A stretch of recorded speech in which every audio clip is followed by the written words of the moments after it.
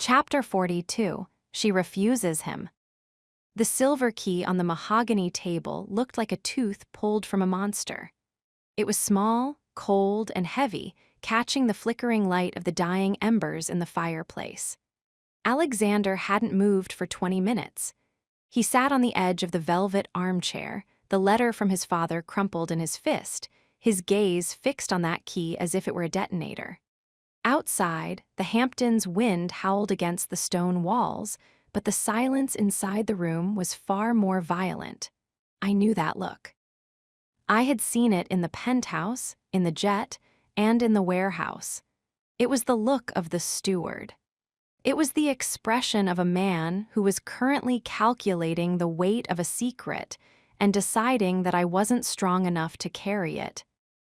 "Alexander," I said, my voice a soft warning. He didn't look up. "My father was a paranoid man, Maya, but he wasn't a liar. If he says the mapping algorithm is a bridge to something the world must never see, he means it. He wasn't just hiding theft, he was hiding a catastrophe. Which is why we go to the vault together. We open it. We face whatever it is, and then we decide how to handle the board." Alexander finally looked at me. His eyes were no longer the soft, vulnerable gray of our afternoon on the beach. They were turning back into shards of flint. The protector was taking the wheel, and I could feel the wall rising between us, brick by agonizing brick. "No," he said. The word was a flat, final snap. "You stay here. I've already messaged Marcus. He's arranging a perimeter around this estate. You have the foundation to run. You have the global launch to manage. I'm going to Switzerland tonight. I'll handle the vault, I'll secure the data, and I'll come back when the danger is neutralized."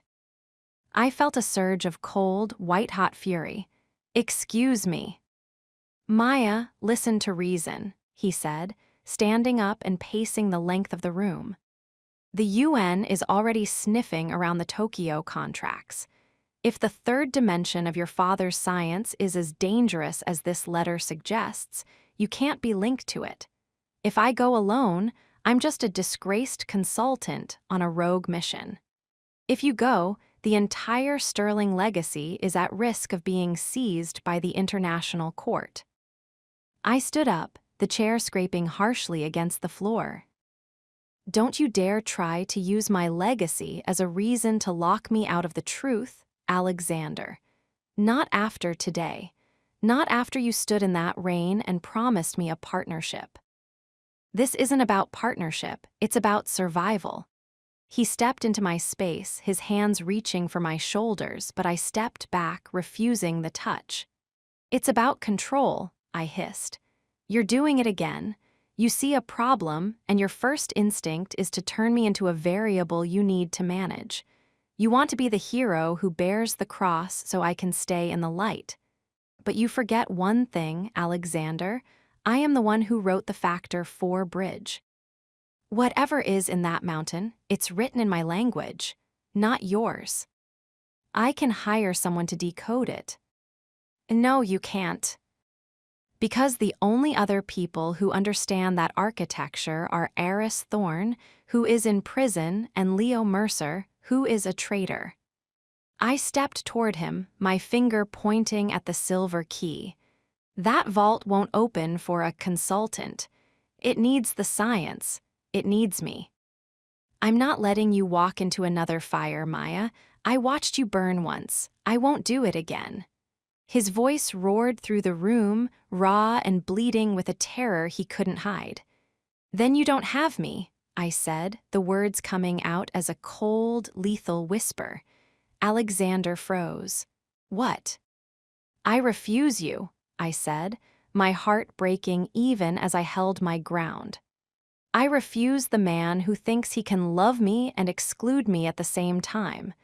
I refuse the steward, who thinks his protection is a substitute for my autonomy. If you leave this house tonight without me, don't bother coming back, because I won't be here waiting for a report. I'll be gone." Alexander POV. The silence that followed was a physical blow. I looked at Maya, and for the first time since the gala, I saw the woman who had called me a mistake. But she was more dangerous now. She wasn't fighting for her father's company. She was fighting for the soul of our relationship. She was refusing my protection, and in doing so, she was stripping me of the only identity I had left. "You don't mean that," I rasped, my hands clenching into fists at my sides. "Try me, Alexander. Walk out that door. Call the jet. Go play the martyr in the Alps." But know that the moment the wheels leave the tarmac, the engagement is over. The partnership is over. And the Sterling Blackwood Group becomes just the Sterling Group. She was lethal, she was beautiful, and she was absolutely right. I sat back down on the hearth, the heat of the fire mocking the ice in my chest. I looked at the silver key. My father had left it for the steward who found his soul. But I was realizing that finding a soul was only the first step. The second step was learning how to share it. "I'm scared for you, Maya," I whispered, the admission sounding like a surrender. "I've spent 34 years making sure the people I care about are behind a wall. My father died because he didn't build his walls high enough. I don't know how to let you walk into the dark with me." Maya walked over to me. She didn't kneel this time. She stood over me, her hand reaching out to touch my hair. It was a gesture of such profound, equalizing tenderness that I felt my resolve crumble into ash. "The dark is where we found each other, Alexander," she said softly. "You can't protect me from the truth because the truth is the only thing that made me love you. We go together. We see what your father hid, and we decide together if we burn it or if we show it to the world." I looked up at her, seeing the fire in her eyes, the sterling fire that no Blackwood cage could ever contain. I realized then that I could either have a captive I protected or a partner I loved. I couldn't have both. "Fine," I said, reaching out to take her hand. "We go together, but if things get ugly, if the Sado ghosts appear, then we handle them like the most dangerous couple in the world," she said, a small, fierce smile touching her lips. I stood up and pulled her into my arms. I kissed her with a desperation that was part apology, part vow. I had tried to choose control over her, and she had refused me. She had forced me to be better than my blood. "Get your bag," I murmured against her lips. "The jet is fueled. We're going back to the mountains." Maya POV.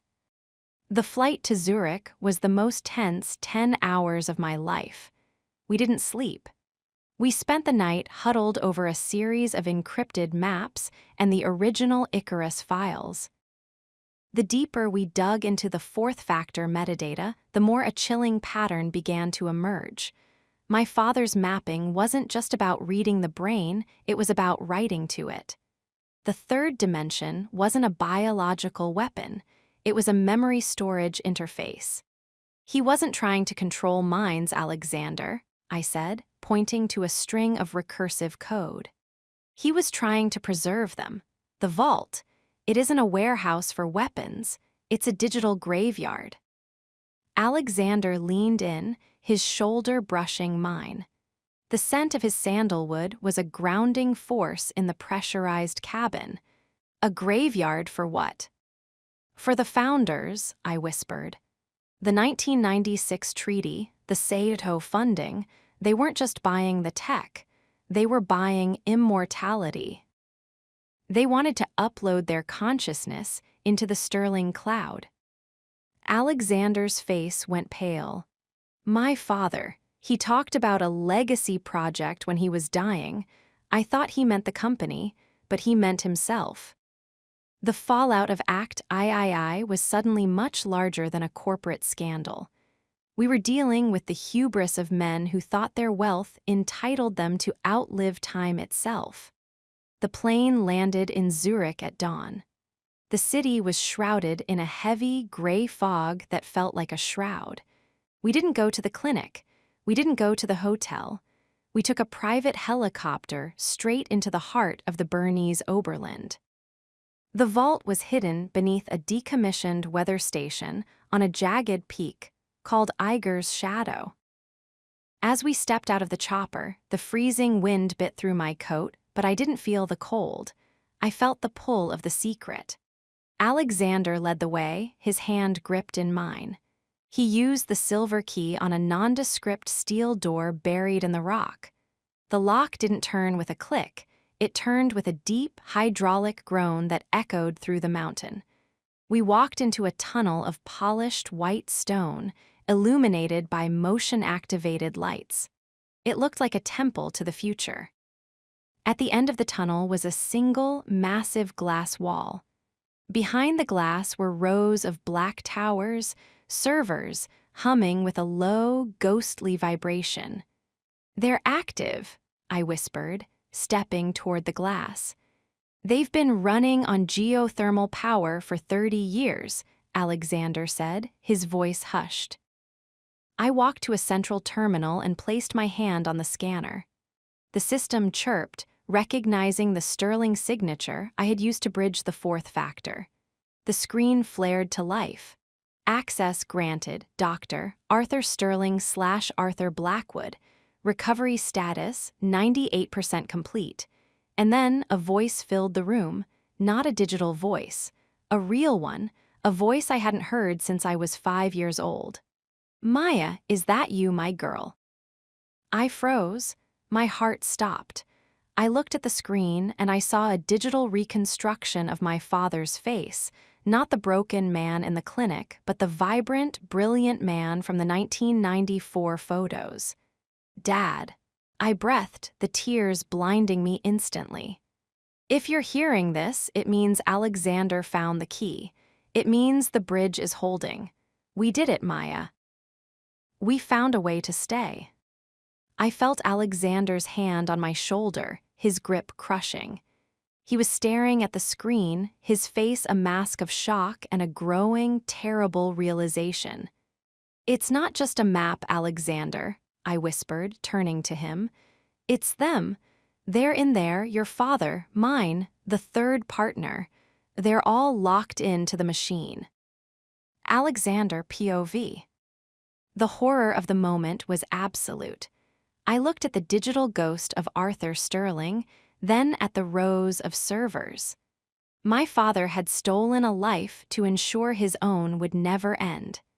He had turned his brother into a piece of software. He had turned the Blackwood-Sterling alliance into a digital prison where they were destined to argue for eternity in the dark of a mountain. "Alexander," the digital voice said, the pixels shifting to form the face of my father.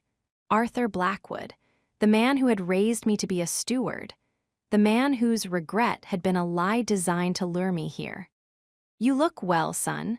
I see you've managed to secure the final piece of the code, the Factor 4 bridge. It's the only thing that can stabilize the transfer to a biological host. Now, we just need you to authorize the sovereign upload." "The host," I whispered, the air leaving my lungs. "He doesn't want to live in a server. He wants to come back." "The patients," Maya realized, her voice trembling. "The clinical trials in Zurich. They weren't for healing. They were for replacement. He's using the Horizon Project to find bodies for the ghosts." I looked at the screen at the man who shared my face and my name. I felt a surge of the Sterling fire in my own gut. "No," I said, my voice a low, lethal vibration. "No," my father's digital voice echoed, his expression turning cold. "Don't be a fool, Alexander. This is the Blackwood claim. This is the reason we built the room. To own the world, you must first own time. Now press the sequence. Let us out."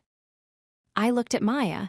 She was standing by the terminal, her hand hovering over the emergency purge button. She looked at me, her eyes filled with a question that would define our lives. "He's your father, Alexander," she whispered. "If we purge the servers, they're gone. Forever." I thought about the man who had knelt in the snow. I thought about the man who had apologized for the locked-in contract. I thought about the woman who had refused me because she wanted a partner, not a master. If I let my father back into the world, the cage would never open. The fallout would never end. The steward would be a slave for eternity. He died 30 years ago, Maya, I said, my voice steady and clear. The man I love is standing right here. The man in that machine is just a ghost who doesn't know how to let go. I walked to the terminal and placed my hand over hers on the purge button. Together, I said, Alexander, stop. The machine screamed, "You are a Blackwood. You own the room. You can't destroy the foundation." "I don't own the room anymore, Father," I said, looking directly into the pixels that were his eyes. "I own my soul, and she owns the key." We pressed the button. Maya POV. The sound that followed was a long digital sigh. The rows of black servers flickered, their humming rising to a shriek before dropping into a sudden, eerie silence. The lights on the black towers went dark. The faces on the screen dissolved into a swarm of white noise, then vanished into black. The vault was empty. The ghosts were gone. The fallout had finally reached the core of the mountain. I slumped against Alexander, my body shaking with the weight of what we had just done. We hadn't just destroyed a company or a scandal. We had ended a cycle of greed that had spanned 2 generations. "It's over," I whispered into his chest. "It's over," he agreed, his arms wrapping around me, his heart thudding a slow, rhythmic beat of peace. We walked out of the mountain and back into the cold Swiss morning. The fog was lifting, revealing the brilliant, unshielded sun hitting the snow. The claim was finally ours, not the immortality of the machine and not the power of the tower. Our claim was the present, the messy, beautiful, uncertain future of 2 people who had refused to be locked in by the past. But as the helicopter took off, heading back towards Zurich, Alexander's phone buzzed in his pocket. He looked at the screen. His face went pale. "What is it?" I asked, a sudden dread gripping my heart. "It's the clinic," Alexander said, his voice a hollow rasp. "Your father, he's gone, Maya."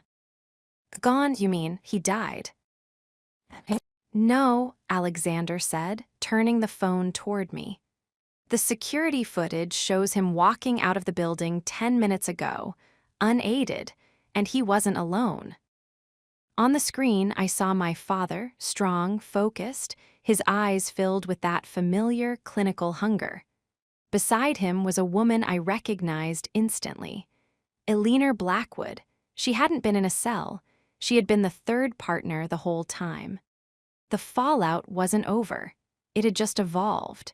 And as the mountains blurred beneath us, I realized that the true enemy wasn't a ghost in a machine. It was the people who had taught us how to love in the first place. Alexander POV. I looked at the ring on Maya's finger, then at the empty sky. My mother had played the ultimate game. She had used the Icarus Vault as a distraction while she secured the only host that mattered, Arthur Sterling. She didn't want the digital ghosts. She wanted the living genius. And she had taken him right out from under our noses. I felt the old, steward instinct flare up, the need to plan, to secure, to hunt. But I stopped. I looked at Maya, who was staring at the phone with a look of pure, unadulterated resolve.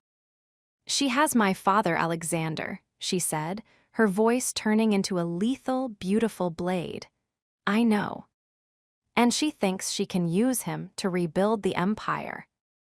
She thinks wrong." I reached out and took her hand, my grip firm and unbreakable. "We don't go back to New York, Maya. We don't go to the board, we go to her. We find wherever she's hiding him, and we show her what happens when the master and the steward decide to retire." "We're going to burn her world down, aren't we?" she asked. "Every last inch of it," I promised. Act I was fallout. But as the sun rose over the Alps, I realized that the fallout was just the fuel for the final act. The claim was beginning. And this time, we weren't just claiming a room, we were claiming our lives. Next chapter, Chapter 43, Truth Revealed.